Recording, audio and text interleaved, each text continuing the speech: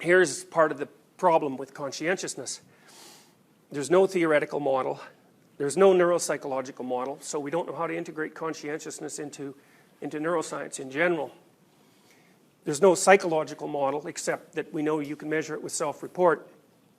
And there's no pharmacological model. So we have no idea, for example, with anxiety, so neuroticism, serotonin reuptake inhibitors, and benzodiazepines and barbiturates and alcohol all work to decrease negative emotion. And dopamine agonists work to increase positive emotion. And oxytocin works for agreeableness. It heightens agreeableness.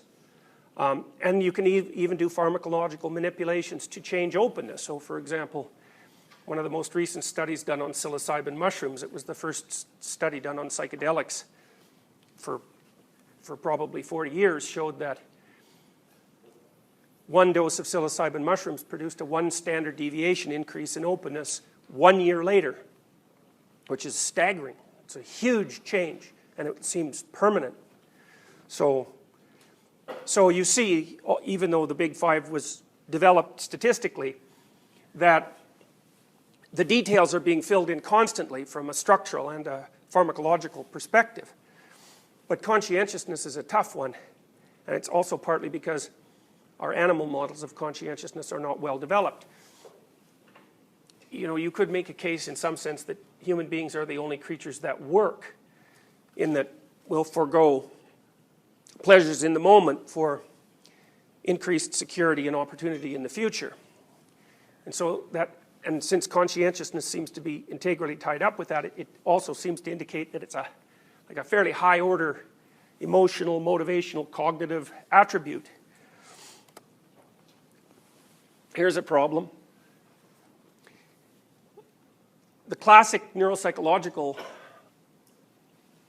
story, I suppose, is that the dorsolateral prefrontal cortex, which is the part of the cortex that's expanded particularly rapidly among human beings, is associated with planning and abstract thinking, and there seems to be very little doubt about that. However, the correlation between dorsolateral prefrontal function, which is basically the cognitive functions, are very much akin to fluid intelligence.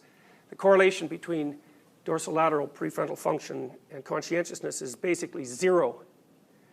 So, and I believe the reason for that is that the ability to abstract that conscientiousness has something to do with implementation of abstraction into behavior. Whereas abstraction requires that you remove the abstraction from the behavior and run simulations on the abstraction in a space of imagination, so that you can investigate the consequences of different courses of action in the absence of acting them out. It's quite interesting that despite the fact that it's a neuropsychological truism that the prefrontal cortex is involved in the inhibition of behavior and the control of behavior, that from a statistical point of view or psychometric point of view, that doesn't seem to be the case at all. I think actually what happens is that the dorsolateral prefrontal cortex can help you organize nicely arranged hierarchical goal structures, and that those can regulate your behavior, but that doesn't mean that there's any direct relationship between cognitive function and behavioral regulation. Conscientiousness is being defined by Roberts as the tendency to be planful, organized, task and goal-oriented and self-controlled, and to delay gratification and follow norms and rules. It sounds like a cognitive attribute, you know. So much of that, planful, organized, goal-oriented, all sounds like higher cognitive function, but it doesn't seem to be. It seems to be associated with something else. That's a big mystery. Now, here's some consequences of conscientiousness. It's strongly related to life satisfaction and happiness. There's a number of studies that show that, and the reason seems to be, I suspect, is that if you're a conscientious person and so you run your conscientious life across time, you build a rather orderly and predictable and stable environment around you in multiple ways. And one of the ways to not be anxious is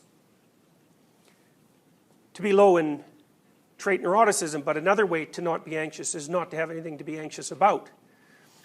And you know perfectly well from your own experience that if you adopt an unconscientious attitude to a task that you've set for yourself, the probability that you're going to experience negative emotion as a consequence of that is very high.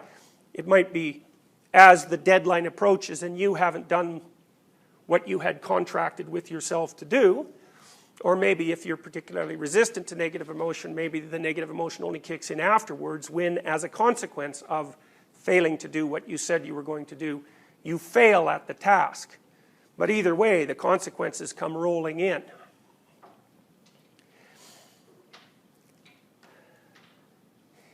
An interesting study by Fayard in 2012 showed that conscientiousness was associated with specific emotions and overall negative emotion, but was most strongly associated with guilt. So in this situation, guilt actually turns out to be a good thing. Conscientiousness was negatively related to guilt experience, but positively related to guilt proneness. So that's kind of interesting, because what it suggests is that if you use your guilt to guide you, such that you stop doing things that make you guilty, you're less likely to feel guilt as a consequence of doing something wrong, because you won't be doing something wrong. So conscientiousness seems to be hovering around the guilt, shame, disgust nexus in some way that we haven't really sorted out yet.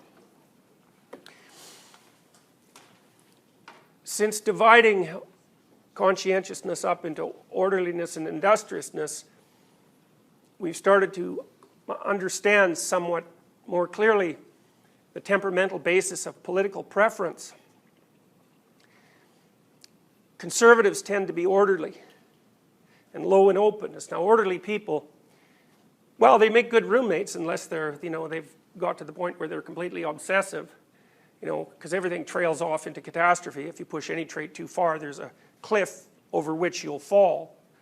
Orderly people seem to be good at process management. They make sure that everything is sequenced properly and that it runs properly.